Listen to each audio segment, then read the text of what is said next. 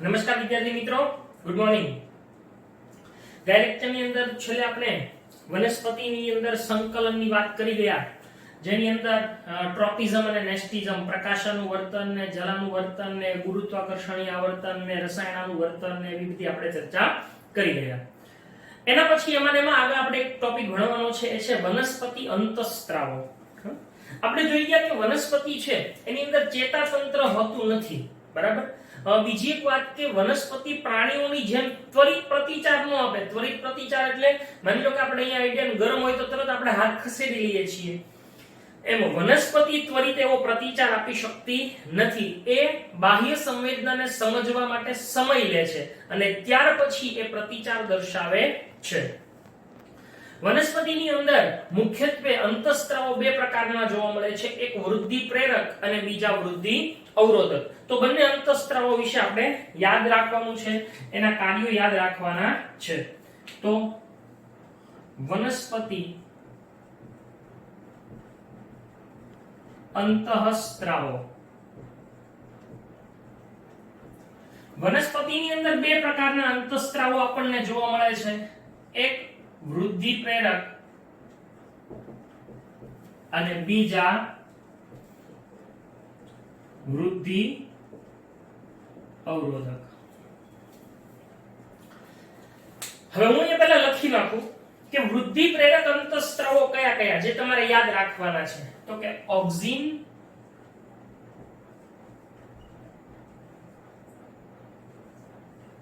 જિબ્રેલિન અને cytokinin.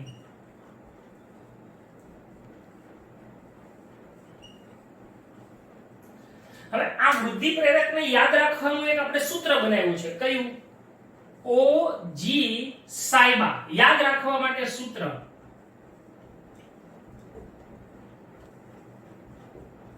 OG સાયબા.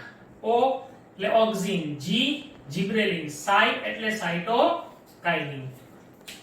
તો OG સાયબા એ વૃદ્ધિ પ્રેરકનું સૂત્ર છે અને વૃદ્ધિ અવરોધકને યાદ રાખવાનું સૂત્ર શું? ઈ પહેલા આપણે એના અંતઃસ્ત્રાવો લખીએ. એબ્સિસિક એસિડ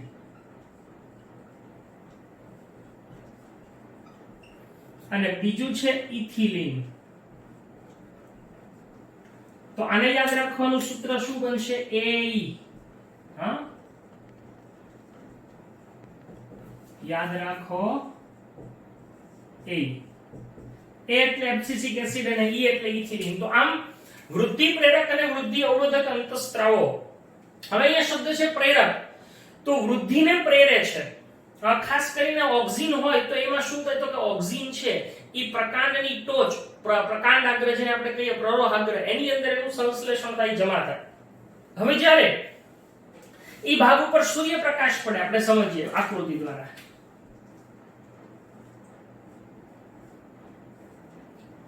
આ પ્રકાંડ છે, બરાબર. હવે અહીંયા આગળ માની લો કે આ ઓક્સિનનું સંશ્લેષણ થયું, ઓક્સિન અહીંયા છે, પણ જેવો એની પર સૂર્યપ્રકાશ પડે એટલે ઈ ઓક્સિન એ ત્યાંથી ઓછો પ્રકાશ હોય એવા ભાગની અંદર પહોંચી જાય. માની લો કે અહીંયા પહોંચી ગયો, આ ટોચે, તો શું થાય? તો કે તો અહીંયા વૃદ્ધિ પ્રેરે, પછી જેવો અહીંયાથી સૂર્યપ્રકાશ હોતો થઈ જાય એટલે પાછો અહીંયા આવે. એટલે આમ એ સતત સ્થાન બદલી અને જે તે પ્રરોહ છે એનું શું કરે છે? વૃદ્ધિ કરે છે. એટલે આમ ઓક્સિન છે એનું મુખ્ય કાર્ય શું છે? તો કે ઓક્સિન છે ઈ કોષોની લંબાઈમાં વૃદ્ધિ પ્રેરવાનું કાર્ય કરે છે. તો ઓક્સિન એનું કાર્ય શું છે? કોષોની લંબાઈમાં વૃદ્ધિ પ્રેરે છે.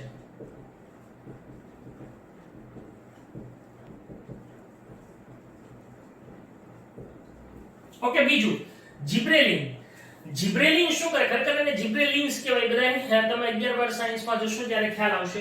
જિબ્રેલિન, આ જિબ્રેલિન અંતઃસ્ત્રાવ છે એ પ્રકાંડની લંબાઈમાં વૃદ્ધિ માટે જવાબદાર. પ્રકાંડ છે એ વધે છે, એ પ્રકાંડની લંબાઈમાં વૃદ્ધિ માટે જવાબદાર કોણ છે? જિબ્રેલિન.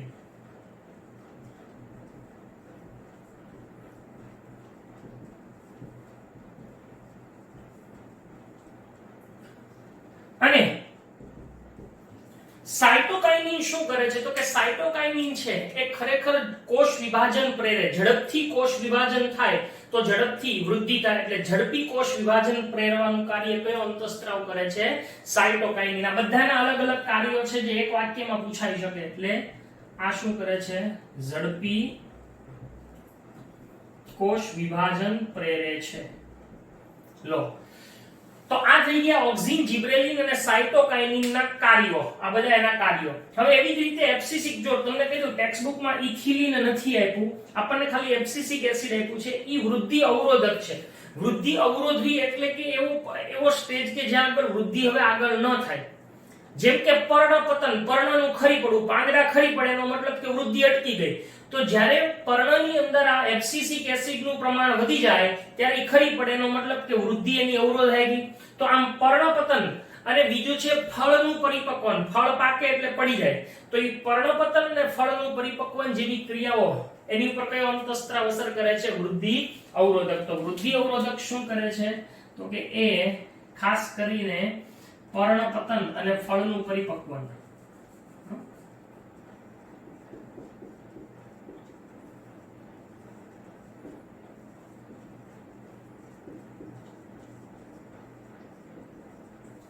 આવી ક્રિયાઓ ઉપર અસર કરે છે. તો આવી રીતે વનસ્પતિના આવા બે પ્રકારના અંતઃસ્ત્રાવો આપણે યાદ રાખવાના છે. એક વૃદ્ધિ પ્રેરક અને બીજા વૃદ્ધિ અવરોધક. અહીંયા વનસ્પતિ અંતઃસ્ત્રાવો પૂરા થાય. હવે આપણે જોવું છે પ્રાણીઓમાં અંતઃસ્ત્રાવો. બરાબર? એટલે પ્રાણીઓના અંતઃસ્ત્રાવો અને એના અંતઃસ્ત્રાવી તંત્રની આખી ચર્ચા કરીએ. તો જોઈએ પ્રાણીઓમાં અંતઃસ્ત્રાવો.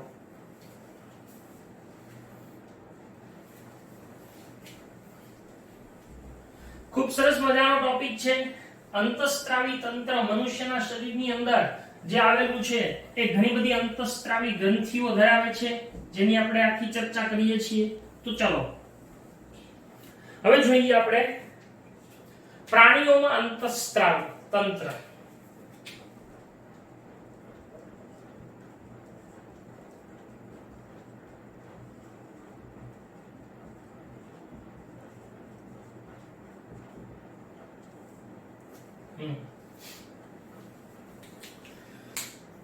આજે આપણે જાણીએ છીએ કે આપણે ત્વરિત પ્રતિચાર દર્શાવીએ છીએ, પરંતુ આપણા શરીરની અંદર ઘણા બધા એવા કાર્યો થાય છે કે જે એકબીજા સાથે સંકલન ધરાવતા હોય છે, બીજા તંત્રો સાથે એ સંકલન ધરાવતા હોય છે.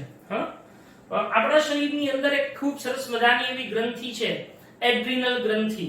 એ એડ્રિનલ ગ્રંથિમાંથી એડ્રિનાલિન અને નોર એડ્રિનાલિન જેવા અંતઃસ્ત્રાવોનો સ્ત્રાવ થાય છે. આપણે આમાં જોવાના છીએ.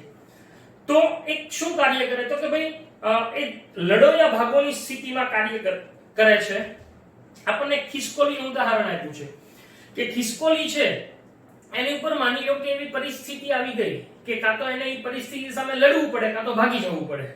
તો ત્યારે એના શરીરને એ પરિસ્થિતિ માટે તૈયાર કરવા એના હૃદયના ધબકારા વધી જાય, એના શ્વાસોશ્વાસનો દર વધી જાય, પછી ચામડીને અને પાચન માર્ગને રુધિર મળવાનું બંધ થઈ જાય. શું કામ? કારણ કે જો યાદ રાખજો, શરીર જ્યારે પણ કટોકટીની સ્થિતિમાં આવે ને ત્યારે એ સૌથી પહેલા એવી ક્રિયાઓ બંધ કરે કે જે શરીર માટે ત્યારે ઉપયોગી ન હોય. જેમ કે પાચન, તો ત્યારે પાચનની જરૂર ન હોય.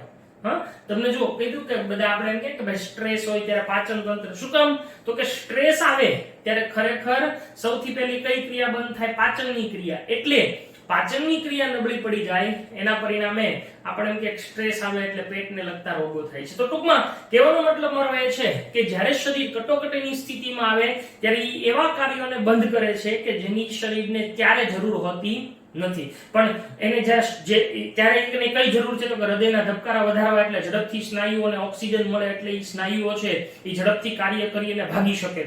કંકાલ સ્નાયુ તંત્ર છે એ સક્રિય થઈ જાય, શ્વાસોશ્વાસનો દર વધી જાય. બરાબર? તો આવી બધી ત્વચાને રુધિર મળવાનું બંધ થઈ જાય, ઓક્સિજન ઓછો મળવા માંડે. તો આવી બધી ક્રિયાઓ એ થતી હોય છે.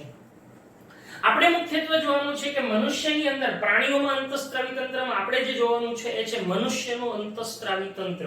તો આપણો આની હારેનો સંકળાયેલો ટોપિક શું છે? મનુષ્યમાં અંતઃસ્ત્રાવી તંત્ર.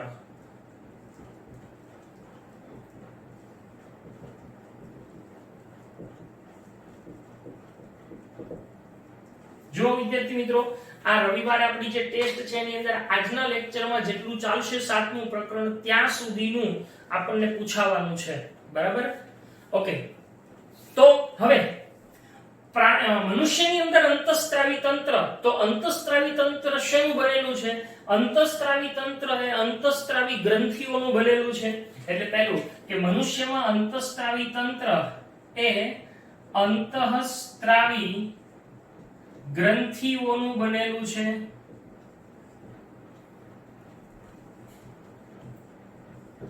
તો પહેલા તો એ જોઈએ કે અંતઃસ્ત્રાવી ગ્રંથિ કોને કહેવાય. તો મેં તમને વ્યાખ્યા સમજાવેલી છે કે અંતઃસ્ત્રાવી ગ્રંથિ એટલે શું. ફરી વખત કહું છું કે ગ્રંથિઓ જે નલિકા રહિત છે, સાંભળો, આ એક ગ્રંથિ છે તો એમાંથી કોઈ આવી નળી ચોક્કસ ન નીકળતી હોય.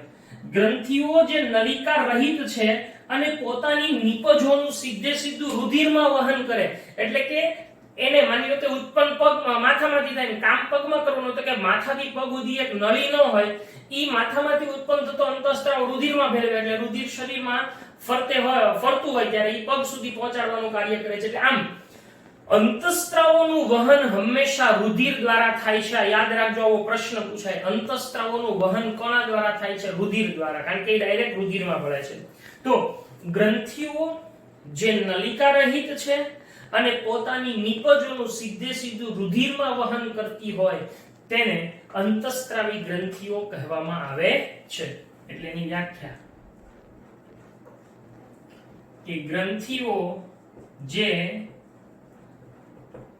નલિકા રહિત છે અને ગ્રંથિઓ જે નલિકા રહિત છે અને પોતાની નિપજોનું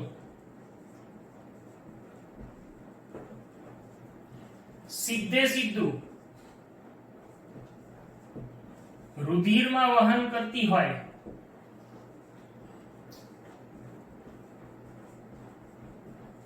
તેને શું કહેવામાં આવે છે? તેને અંતઃસ્ત્રાવી ગ્રંથિ કહે છે. ઓકે, આ અંતઃસ્ત્રાવી ગ્રંથિની વ્યાખ્યા. મનુષ્યના શરીરની અંદર જુદી જુદી અંતઃસ્ત્રાવી ગ્રંથિ જુદા જુદા ભાગોમાં આવેલી હોય છે. એનું આપણે એક લિસ્ટ તૈયાર કરીએ અને એને યાદ રાખવાનું છે કે કઈ ગ્રંથિ શરીરમાં કયા સ્થાને આવેલી છે. બરાબર? તો ચલો હું અહીંયા લિસ્ટ બનાવું છું. સૌથી પહેલી પિટ્યુટરી ગ્રંથિ,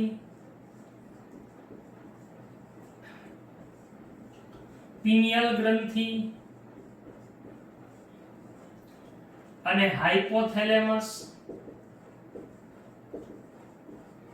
ઓકે, આ ત્રણેય ગ્રંથિઓનું સ્થાન ક્યાં હોય છે? તો કે એ મગજમાં આવેલી હોય છે. પિટ્યુટરી ગ્રંથિ, પિનિયલ અને હાઇપોથેલેમસ ત્રણેયનું સ્થાન મગજમાં. ત્યાર પછી નીચે આવતા જઈએ તો ગળાની અંદર બે ગ્રંથિઓ છે, થાઇરોઇડ અને પેરાથાઇરોઇડ. થાઇરોઇડ અને પેરાથાઇરોઇડ, આ બંને ગ્રંથિઓ ક્યાં છે? ગળામાં આવેલી છે. ત્યાર પછીની છાતીમાં આવેલી એક ગ્રંથિ છે એટલે થાઇમસ કહેવાય છે, જે આપણા સિલેબસનો ભાગ નથી પણ તમને અહીંયા ખાલી સમજતા યાદ રાખવા પૂરતો ઉલ્લેખ કરું છું કે થાઇમસ ગ્રંથિનું સ્થાન ક્યાં હોય છે? છાતીમાં આવેલી હોય છે. ઓકે, ત્યાર પછી અહીંયા આગળ જઠરની નીચે કઈ ગ્રંથિ હોય છે? સ્વાદુપિંડ નામની ગ્રંથિ હોય છે. તો ત્યાર પછીની ગ્રંથિ એ છે સ્વાદુપિંડ. એનું સ્થાન છે જઠરની નીચે. જો બધું જ આપણને પૂછાય છે એક વાક્યના સવાલમાં, ખાલી જગ્યામાં કે કોઈ પણ સ્વરૂપે. સ્વાદુપિંડ પછી આવે છે એડ્રિનલ ગ્રંથિ, જે મૂત્રપિંડની ઉપર હોય છે. બરાબર? તો આપણી જે કિડની હોય, મૂત્રપિંડ આવી રીતે બે હોય ને, એક જોડ મૂત્રપિંડ હોય બે બાજુના, તો એની ઉપર આવી રીતે શંકુ આકારની આવેલી હોય, આવી શંકુ આકારે ગોઠવાયેલી હોય. તો એના પછી સ્વાદુપિંડ પછી કઈ ગ્રંથિ છે? એડ્રિનલ ગ્રંથિ. એડ્રિનલ ગ્રંથિ એ ક્યાં છે?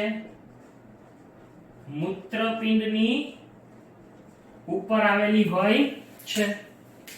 આટલી ગ્રંથિઓ યાદ રાખજો વિદ્યાર્થીઓ, આટલી ગ્રંથિઓ નર અને માદા એટલે કે પુરુષ અને સ્ત્રી બંનેમાં અહીંયા આ જ જગ્યાએ જોવા મળે છે. હવે જે ગ્રંથિઓમાં ફેર છે નર અને માદામાં એ આપણે જોઈએ તો નરની અંદર કઈ ગ્રંથિ અને માદાની અંદર કઈ ગ્રંથિ. તો એક છે શુક્રપિંડ ચલો શુક્રપિંડ છે ઈ ક્યાં આવેલું હોય છે તો કે વૃષણ કોથળીમાં આવેલા હોય છે અને એ ફક્ત નરમાં જ જોવા મળે છે અને બીજું અંડપિંડ છે તો એનું સ્થાન ક્યાં છે તો કે ઉદર ગુહામાં અહીંયા પેટમાં બે સાઈડ એક એક હોય ઉદર ગુહામાં અને ઈ કોની અંદર હોય છે ફક્ત માદામાં આવેલી હોય છે તો આમ આ મનુષ્યના શરીરની જુદી જુદી ગ્રંથિઓ ક્યાં આવેલી છે એના સ્થાન હવે આ બધી જ ગ્રંથિઓ પૈકી જે પિટ્યુટરી ગ્રંથિ છે એ શરીરની મોટા ભાગની ગ્રંથિઓનું નિયમન કરે છે એટલે એમ કહેવાય છે કે પિટ્યુટરી ગ્રંથિ પ્રમુખ ગ્રંથિ છે કારણ કે એ શરીરની મોટા ભાગની ગ્રંથિઓનું નિયંત્રણ કરે છે પણ પિટ્યુટરી ગ્રંથિના કાર્યનું નિયંત્રણ કોણ કરે છે તો કે પિટ્યુટરીનું નિયંત્રણ હાઇપોથેલેમસ કરે છે એ હમણાં આપણે જોઈએ તો પિટ્યુટરી ગ્રંથિ છે એને શું કહેવામાં આવે છે તો કે એને પ્રમુખ ગ્રંથિ માસ્ટર ગ્લેન્ડ તરીકે ઓળખવામાં આવે છે અને હાઇપોથેલેમસ છે એને પ્રમુખની પણ પ્રમુખ ગ્રંથિ તરીકે ઓળખવામાં આવે છે તો આવી રીતે બધી જો આવી અંતસ્ત્રાવી ગ્રંથિઓ છે એની અંદરથી કયા કયા અંતસ્ત્રાવો ઉત્પન્ન થાય અને એ શું કાર્ય કરે એ આપણે જોવાનું છે તો ચલો આપણે શરૂઆત કરવાનું છે પિટ્યુટરી ગ્રંથિથી ઓકે સૌપ્રથમ પિટ્યુટરી ગ્રંથિના અંતસ્ત્રાવો હવે હું તમને પહેલા એક કહી દઉં મારે અહીંયા એક વસ્તુ તમને સમજાવવાની છે કે અંતઃસ્ત્રાવ છે એને અંગ્રેજીમાં આપણે હોર્મોન કહીએ એટલે અંતઃસ્ત્રાવ માટે આપણે શું લખશું H વડે દર્શાવવામાં આવે છે એટલે જ્યાં H આવે એનો મતલબ થશે હોર્મોન એટલે કે અંતઃસ્ત્રાવ ઓકે ચલો હવે સૌથી પહેલું છે પિટ્યુટરી ગ્રંથિ પિટ્યુટરી ગ્રંથિ છે એ ખૂબ નાનકડી અમથી ગ્રંથિ છે પિટ્યુટરી ગ્રંથિ ખૂબ નાનકડી અમથી ગ્રંથિ છે ઈ ત્રણ ખંડોમાં વહેંચાયેલી છે અગ્ર પિટ્યુટરી ખંડ મધ્ય પિટ્યુટરી ખંડ અને પશ્ચ પિટ્યુટરી ખંડ એમ ત્રણ ભાગોમાં વિભાજિત થયેલી છે એટલે પિટ્યુટરી ગ્રંથિને ત્રણ ખંડોમાં વિભાજિત કરેલી છે અગ્ર ખંડ મધ્ય ખંડ અને પશ્ચ ખંડ બરાબર તો આપણે પહેલી અંતઃસ્ત્રાવી ગ્રંથિ કઈ લેવાની છે પિટ્યુટરી ગ્રંથિ ઓકે પિટ્યુટરી ગ્રંથિ એને આપણે શું કહીએ છીએ પ્રમુખ ગ્રંથિ તરીકે ઓળખીએ છીએ પિટ્યુટરી ગ્રંથિ એ ત્રણ ખંડોમાં વિભાજિત થયેલી છે કયા કયા અગ્ર પિટ્યુટરી મધ્ય પિટ્યુટરી અને પશ્ચ પિટ્યુટરી ખંડ હવે અહીંયા તમારે બધાને યાદ રાખવાના છે આ બધી વસ્તુઓ યાદ રાખવાની છે એમાંનું પહેલું છે અગ્ર પિટ્યુટરી ગ્રંથિ અથવા ખંડ અગ્ર પિટ્યુટરી ગ્રંથિમાંથી કયા કયા અંતઃસ્ત્રાવોનો સ્ત્રાવ થાય તો કે અગ્ર પિટ્યુટરી ગ્રંથિમાંથી એક થાય છે GH એટલે ગ્રોથ હોર્મોન વૃદ્ધિ અંતઃસ્ત્રાવ જેને ગુજરાતીમાં કહેવાય છે કે બાળક છે જ્યારે જન્મે પછી એના કદમાં વધારો થાય તો એ કોને કારણે તો કે એના પિટ્યુટરી ગ્રંથિમાંથી આ ગ્રોથ હોર્મોનનો સતત શરીરમાં સ્ત્રાવ થાય એટલે એના કદમાં વધારો થાય છે તો પિટ્યુટરી અગ્ર પિટ્યુટરી ગ્રંથિનો પહેલો અંતઃસ્ત્રાવ કયો છે GH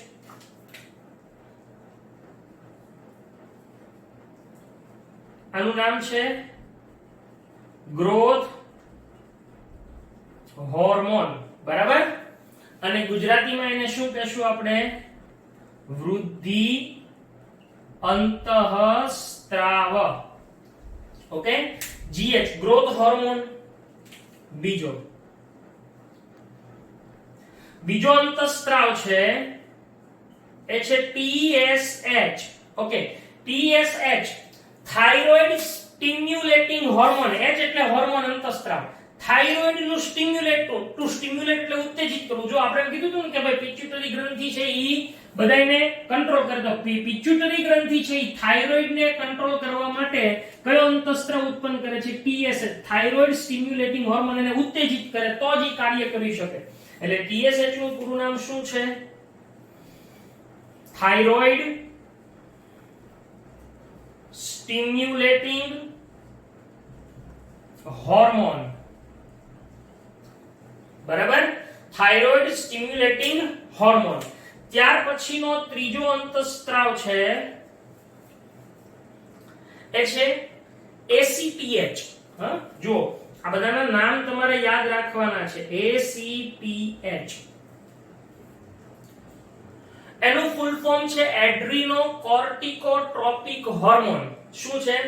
એડ્રીનોકોર્ટિકોટ્રોપિક હોર્મોન. જે એડ્રિનલ ગ્રંથિ છે ને એને નિયંત્રિત કરે છે, એટલે કે એને એના જે ખંડો, એના ભાગો છે એની અંદર ઈ કાર્ય કરે છે. જે આપણે આવશે ત્યારે ભણશું. ACTH એનું ફૂલ ફોર્મ છે એડ્રીનોકોર્ટિકોટ્રોપિક હોર્મોન. ત્યાર પછીનો જે અંતઃસ્ત્રાવ છે કે જેને શું કહેવામાં આવે છે? તો કે જે ખરેખર FSH અને LH, જેને ગોનેડોટ્રોપિક હોર્મોન્સ કહેવાય છે. ગોનેડોટ્રોપિક હોર્મોન્સ, GnH. ગોનેડોટ્રોપિક હોર્મોન્સ. બરાબર, હોર્મોન્સ છે એટલે અહીંયા આગળ હું લખીશું ગોનેડોટ્રોપિક હોર્મોન્સ. હવે બહુવચન છે તો ઈ કયા કયા? તો કે ઈ બે છે, એક FSH અને એક LH. ફોલિકલ સ્ટિમ્યુલેટિંગ હોર્મોન અને લ્યુટિનાઇઝિંગ હોર્મોન.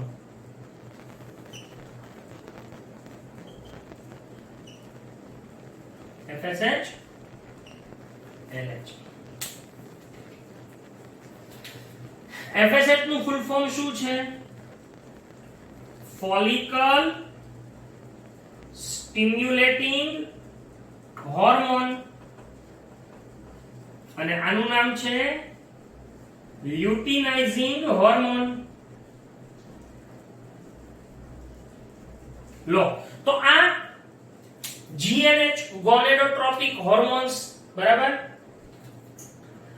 ત્યાર પછી એક અંતઃસ્ત્રાવ છે એ છે પ્રોલેક્ટિન, કે જે સ્તન ગ્રંથિમાંથી દૂધનો સ્ત્રાવ, બાળકનો જન્મ થાય ત્યારે સ્તન ગ્રંથિમાંથી દૂધનો સ્ત્રાવ પ્રેરવા માટે જવાબદાર હોય છે પ્રોલેક્ટિન.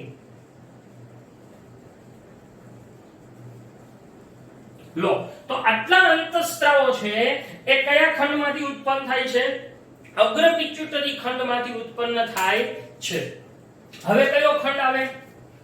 મધ્ય પિટ્યુટરી ખંડ. બીજું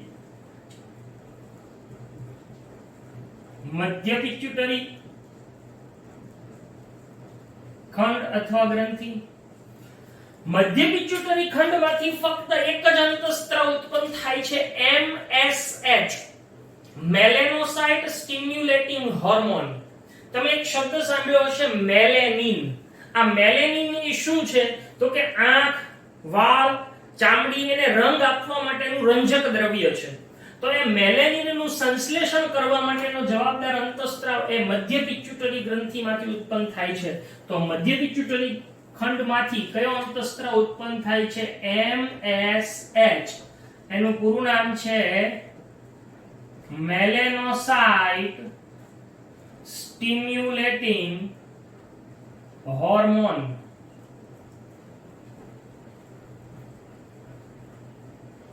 જે શું કરે છે? મેલેનિનના સંશ્લેષણ માટે જવાબદાર છે. હવે ત્રીજો અને છેલ્લો ખંડ પિટ્યુટરી ગ્રંથિનો એ છે પશ્ચ પિટ્યુટરી ખંડ.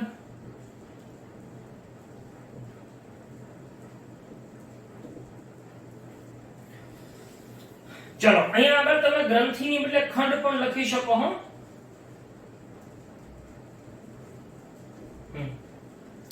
પશ્ચ પિટ્યુટરી ખંડમાંથી બે પ્રકારના અંતઃસ્ત્રાવો ઉત્પન્ન થાય છે. એક છે ઓક્સિટોસિન અને એક છે વાસોપ્રેસિન. બરાબર, ઓક્સિટોસિન અને વાસોપ્રેસિન. એક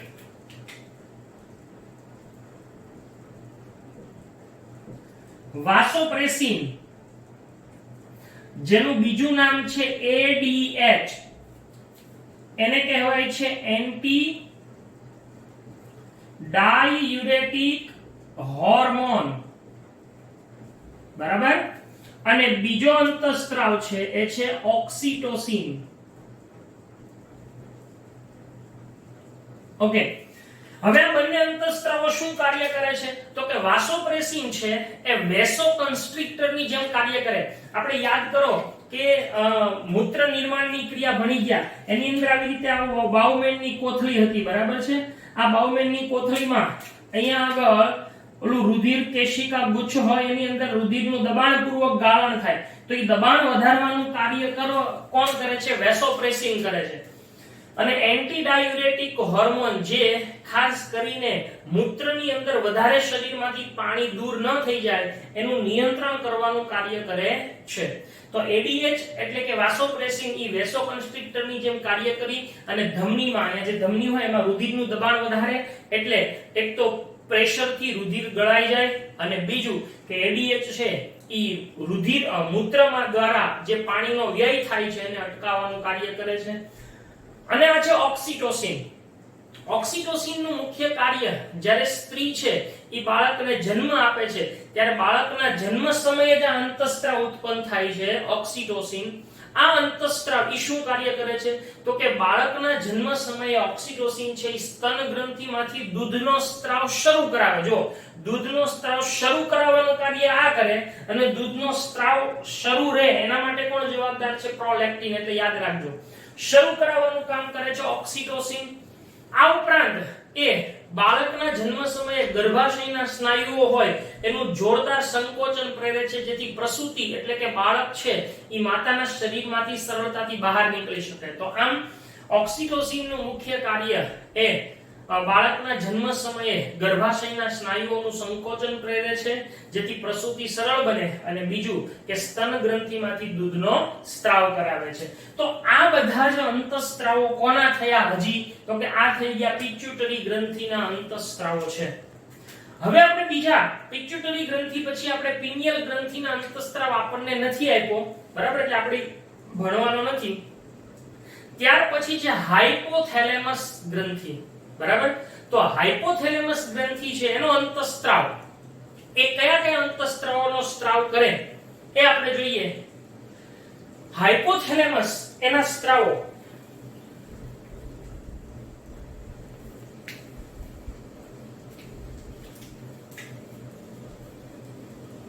બરાબર, હાઇપોથેલેમસ ગ્રંથિ. બીજું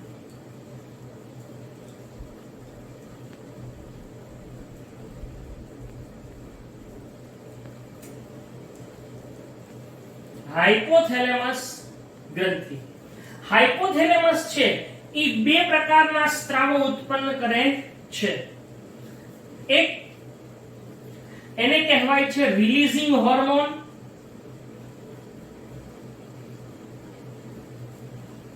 અને બીજા છે એ ઇન્હિબિટરી હોર્મોન.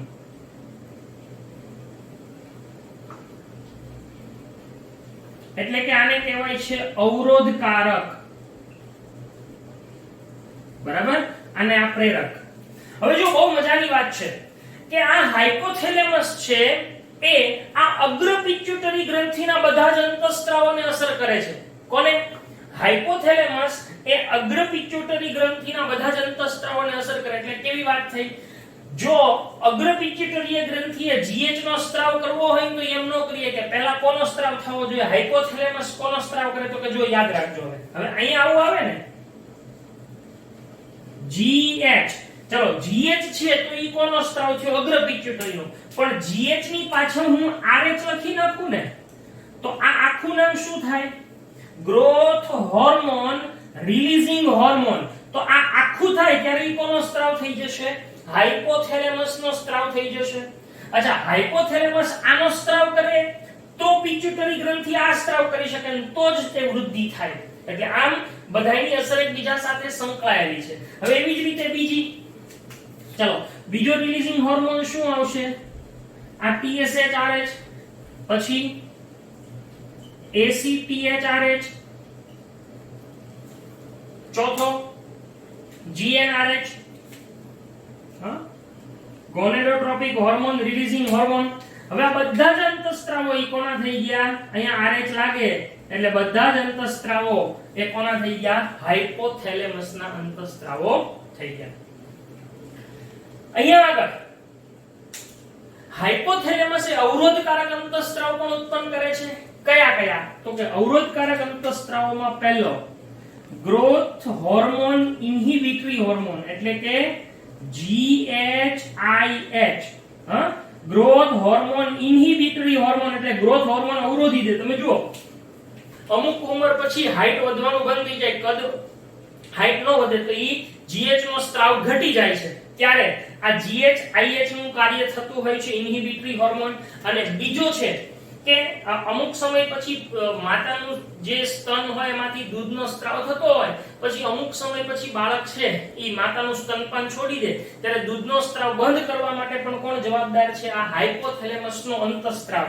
એને કહેવાય છે પ્રોલેક્ટિન ઇન્હિબિટરી ફેક્ટર, PIF, હા, પ્રોલેક્ટિન ઇન્હિબિટરી ફેક્ટર.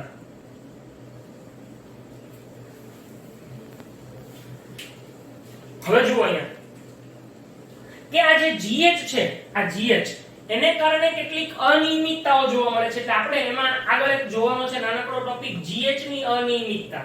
તમે જો ઘણી વખત તમને કેટલાક બાળકોનું કદ છે એ ઠીંગણું લાગે. ઓલા સર્કસ ની અંદર જોકર હોય, હાવ હાઈટ નાની નાની હોય, એક દોઢ ફૂટના હોય, તો ઈ GH ના ઓછા સ્ત્રાવથી થાય છે, જેને વામનતા કહેવાય. શું કહેવાય છે? વામનતા તરીકે ઓળખવામાં આવે છે. બરાબર. બીજું છે વિરાટ કાયતા, કે ઘણી વખત જો તરુણાવસ્થાની અંદર GH નો વધારે પડતો સ્ત્રાવ થાય તો બાળકનું કદ બહુ મોટું થઈ જાય, 7-7 ફૂટ સુધીની હાઈટ થઈ જાય, તેને વિરાટ કાયતા તરીકે ઓળખવામાં આવે છે. ઘણી વખત તરુણાવસ્થાએ જો વધારે સ્ત્રાવ થાય તો હાથ પગના પંજાની લંબાઈ મોટી થાય, આ જડબું મોટું થાય એટલે ચહેરો આખો ગોરીલા જેવો દેખાવ જોવા મળે. તો એ બધી GH છે, ગ્રોથ હોર્મોન છે, એની અનિયમિતતાઓ છે. એટલે વિરાટ વામનતા અને વિરાટ કાયતા એ આવી GH ની અનિયમિતતાઓ છે. ઓકે, તો અહીંયા આજે આપણે બે અંતઃસ્ત્રાવી ગ્રંથિઓ પૂરી કરી, એટલે કે અહીંયા સુધીનું આપણે પૂરું કર્યું. ત્યાર પછીની બધી ગ્રંથિઓ અને એના અંતઃસ્ત્રાવો અને એના કાર્યોની ચર્ચા આપણે આવતા લેક્ચરની અંદર કરશું. આજના લેક્ચરની અંદર બંને બોર્ડ વર્ક, આની પહેલાનું જે વનસ્પતિ અંતઃસ્ત્રાવનું અને અત્યારનું આ બે તમારે આખા બોર્ડ વર્ક છે એ હોમવર્કની અંદર એક વખત લખી અને મોકલવાના રહેશે. અહીંયા આપણે લેક્ચરને પૂર્ણ કરીએ છીએ. Thank you.